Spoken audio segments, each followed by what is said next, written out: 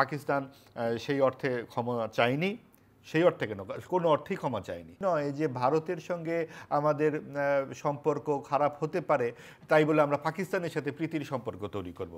আপনি একটু বলবেন যে বহির্বিশ্ব আসলে বাংলাদেশের এই সরকারকে বা বাংলাদেশের অভ্যুত্থান পরবর্তী সময়কে, বাংলাদেশের সম্ভাবনাকে এই সময় কিভাবে পোট্রে করছে আসলে? ধন্যবাদ, শুভেচ্ছা। আসলে যেটা হয়েছে যে ভাই যেটা বললেন সেখানে আমি আগে একটু দ্বিমত জানিয়ে আসি যে বাংলাদেশের সঙ্গে ভারতের সম্পর্ক, ভারত বাংলাদেশকে অঙ্গরাজ্য হিসেবে বা এই ধরনের দৃষ্টিভঙ্গি যদি করে থাকে এটা ভারতের সমস্যা।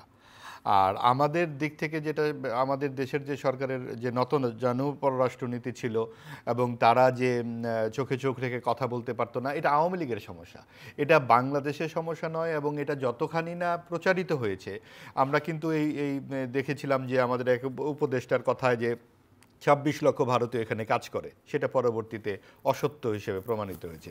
বলা হয়েছিল যে আমাদের এখানে সব দেশ বিক্রির চুক্তি করেছে আওয়ামী লীগ, একটি দেশ বিরোধী চুক্তিও আমরা দেখলাম না।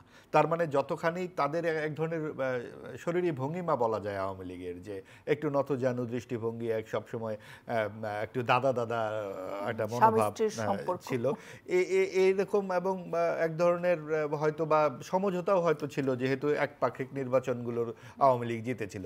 কিন্তু এর মানে এই নয় যে ভারতের সঙ্গে আমাদের সম্পর্ক খারাপ হতে পারে তাই বলে আমরা পাকিস্তানের সাথে প্রীতির সম্পর্ক তৈরি করব। পাকিস্তানের সাথে আমাদের অনেক অমীমাংসিত ঘটনা রয়ে গেছে, অনেক অমীমাংসিত বিষয় রয়ে গেছে, সেগুলো নিষ্পত্তি না করে বর্তমান সরকার যেভাবে পাকিস্তানের সাথে প্রীতির সম্পর্ক তৈরি করছেন সেগুলো অনেক প্রশ্নের উদ্রেক করছে জনমনে। কারণ পাকিস্তান সেই অর্থে ক্ষমা চায়নি, সেই অর্থে কেন কোনো অর্থেই ক্ষমা চায়নি।